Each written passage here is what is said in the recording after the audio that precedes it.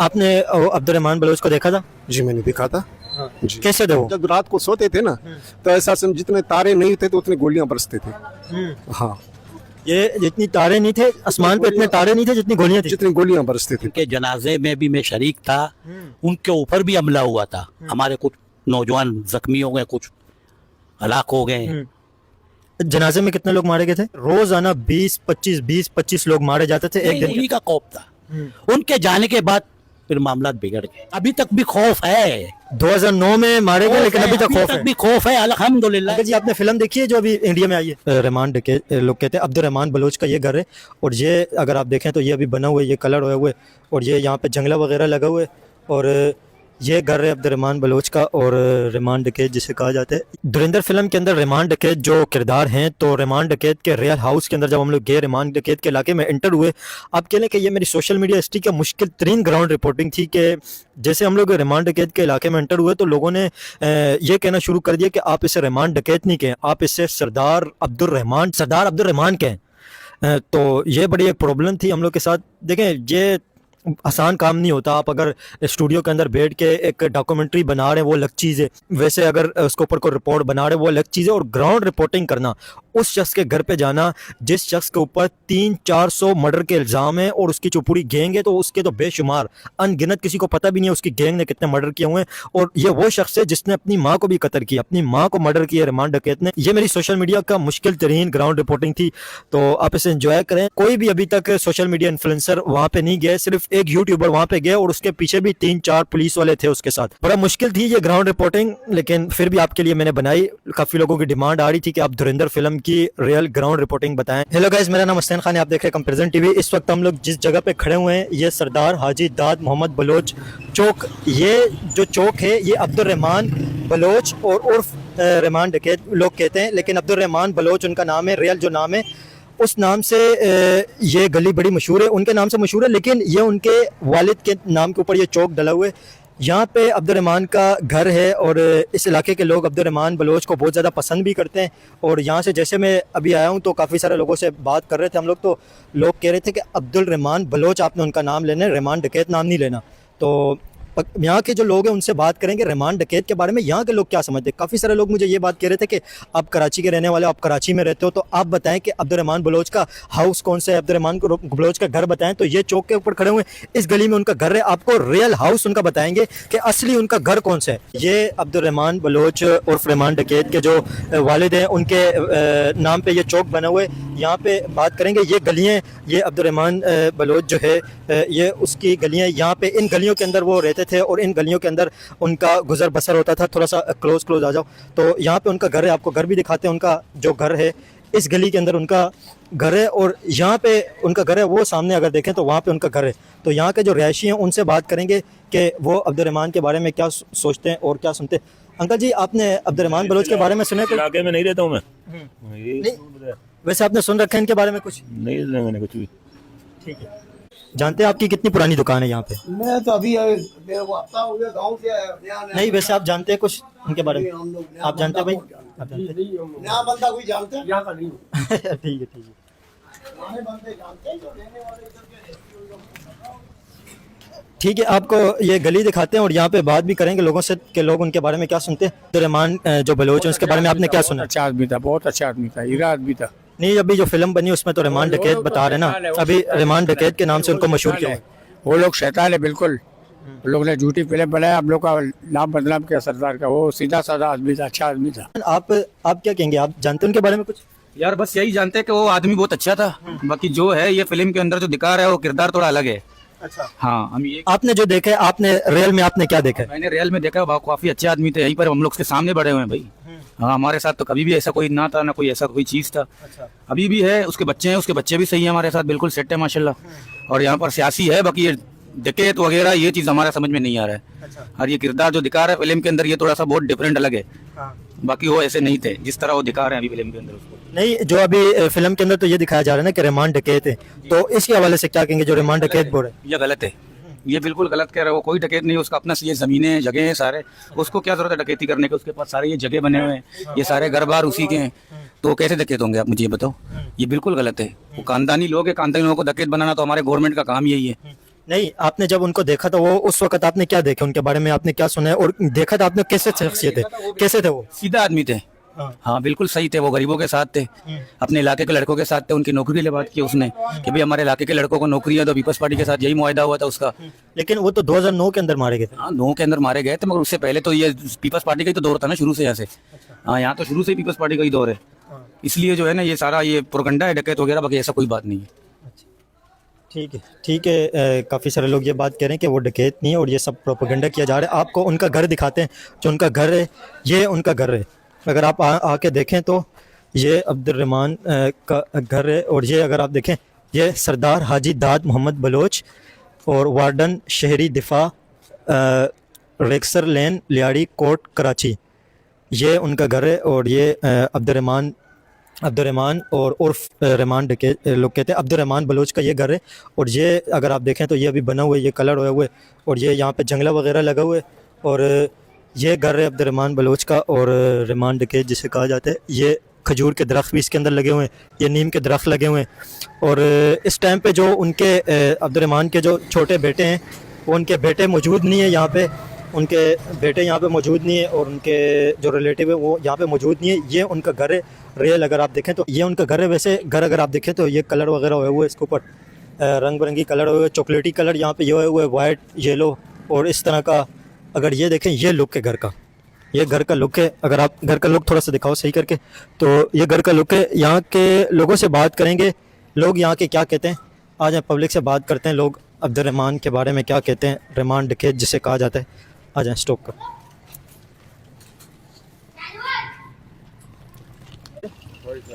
Abdurrahman Bloch के बारे में जो दिखाया जाता है, रहमान डकैत है और रहमान डकैत की दी हुई मौत बहुत ख़तरनाक है। इस तरह का देखिए, बड़ी खौफनाक फिल्म है।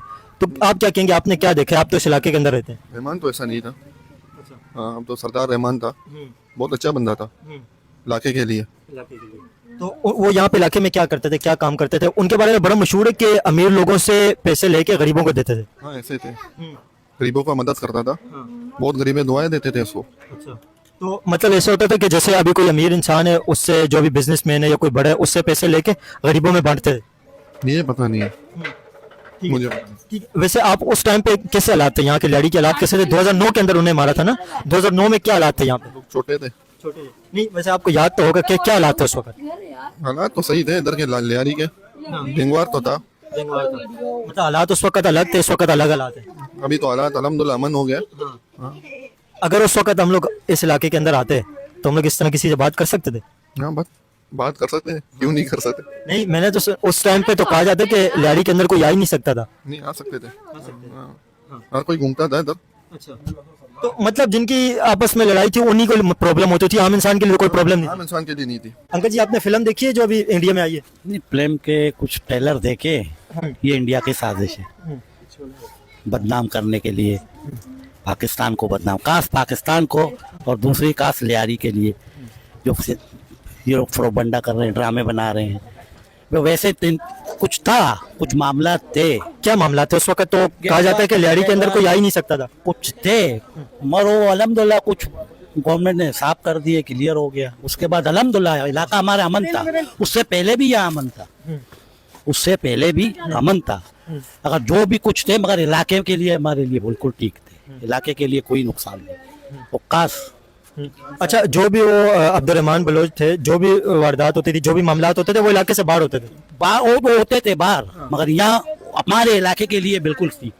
हाँ, ये चीज़ है कि सरदार अब्दुर्रहमान बलोच के नाम से इस इलाके के अंदर वो मशहूर है और इलाके के लोग उन्हें बहुत ज़्यादा पसंद करते हैं। जैसे ही मैं इस इलाके के अंदर आया तो आपने देखा हर जगह पे रहमान डकैत के नाम से लोगों ने मशहूर किया हुआ है।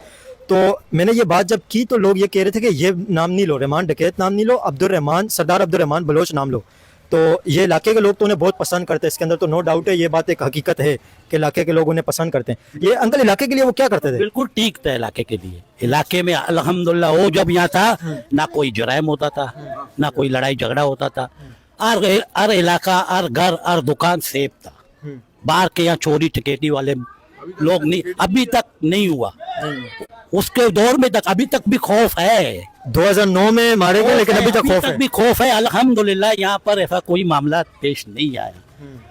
रात के 3 बजे 4 बजे 5 बजे घरे खुले हुए, किसी को कोई परेशानी, उन्हीं का खौफ था।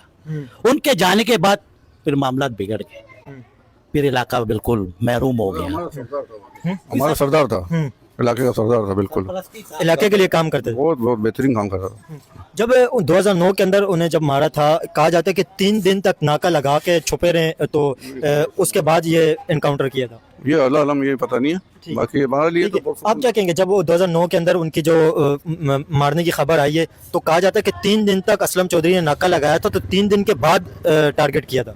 नहीं, ये तो रक्षे के अंदर मेरे ख्याल में जा रहे थे, तो रक्षे के अंदर ये अल्लाह वाक़या हुआ। बेहतर बेहतर, ये अल्लाह आलम जाने। अचानक ये हालात जब ये अफवाह पहुंचा कि ये मामला हुआ, तो सारे इलाके वाले परेशान हो गए। कि रहमान बलोच का एनकाउंटर हो गया। एनकाउंटर हो गया, कैसे हुआ, किसने किया, ये अल्लाह आलम, ये बेहतर नहीं। नहीं, ये बात भी एक मशहूर है कि जो अब्दुर्रहमान बलोच का जनाजा तारीख का, लियाड़ी की तारीख का बड़ा जनाजा था। बहुत बड़ा जनाजा था। अलग था कि इनके जनाजे में भी मैं शरीक था, उनके ऊपर भी हमला हुआ था। हमारे कुछ नौजवान जख्मी हो गए, कुछ हलाक हो गए। जनाजे में कितने लोग मारे गए थे? तकरीबन मेरे ख्याल में 1-2 बंदे के सुनने में ऐसी आए लगे, किसी को जख्मी हो गए, कुछ फौत हो गए। अच्छा, जब जनाजा हुआ अब्दुर्रहमान का, तो उस जनाजे के अंदर भी हमला हुआ? जनाजे के हमला हुआ। गोलीमार रोड में हम लोग जा रहे थे, हमें याद है, हम बस के नीचे छुप गए। इस वक्त हमें भी साथ था, पूरे इलाके के लोग थे, पूरे लियारी के लोग थे जब हमला हुआ। तो वैसे ही खौफजदा हो गए, सारे बंदे आगे पीछे हो गए, फिर हम लोग निकल गए। डिकेट का नाम से मशहूर है, डिकेट है ही नहीं, डिकेट अभी तक नहीं था, कोई मामला नहीं डिकेट का, बिल्कुल बिल्कुल डिकेट का मामला ही नहीं है। तो यहाँ पे बचपन से वो इसी जगह पे बड़े हुए, इसी घर में, इसी गली के अंदर? यहीं पे कोई मालूम आता है, मतलब जैसा ये आप बोल रहे हैं ना, मेरे टीवी से दिखा रहे हैं डिकेट दिखा रहे हैं, ये डिकेट का हिसाब खराब नहीं है। हाँ, तो उनका जो बचपन गुजरा, जवानी गुजरी, इसी गली में गुजरी? उसी गली में, उसी गली में। अंकल जी, उस टाइम पे क्या माहौल था, अभी क्या माहौल है? अभी माहौल बेहतर है। अभी तो अल्हम्दुलिल्लाह हमने ऐसा कोई ना चोरी चकेटी है, ना कोई लड़ाई झगड़ा है, ना कोई दुश्मनी है, और कोई अपने अपने शुक्र है अल्हम्दुलिल्लाह बेहतर है। उस टाइम पे क्या माहौल था? उस टाइम पे क्या होता था और क्या था? खौफ था।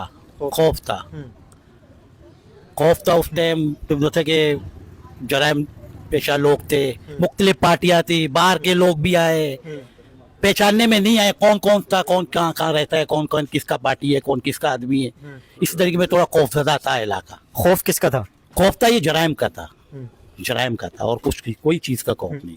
गैंगवार का खौफ? गैंगवार का खौफ था, बत्ताखोरी का, लड़ाई झगड़ा, इन लोग का आपस का ये मामला था। नहीं, उस टाइम पे तो अंकल ये कहा जाता है कि उस टाइम पे रोजाना 20-25 लोग मारे जाते थे एक दिन के अंदर। इतना भी नहीं था। हर किसी के साथ कोई दुश्मनी था, जाती कोई मामला था, या अन्ना कानून था, कोई कानून नापिस वाले भी नहीं आए थे, हर कोई अपना अपना ही था इसी हालात में। मतलब किसी ने कंट्रोल नहीं किया, वो सब आजाद करते थे। यहाँ के लोग सारे शरीफ लोग हैं, मजदूर तबके के लोग हैं, कारोबारी लोग हैं, और नहीं चाहते थे कि हम इस मामले में घुस जाएं।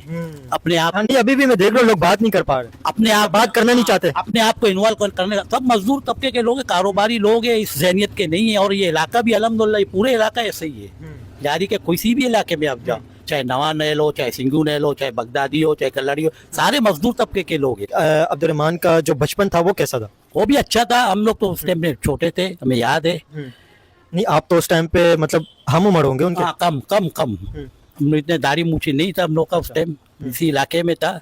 मगर आज तक किसी पड़ोसी के साथ, ना किसी इलाके वाले के साथ ऐसा कोई मामला।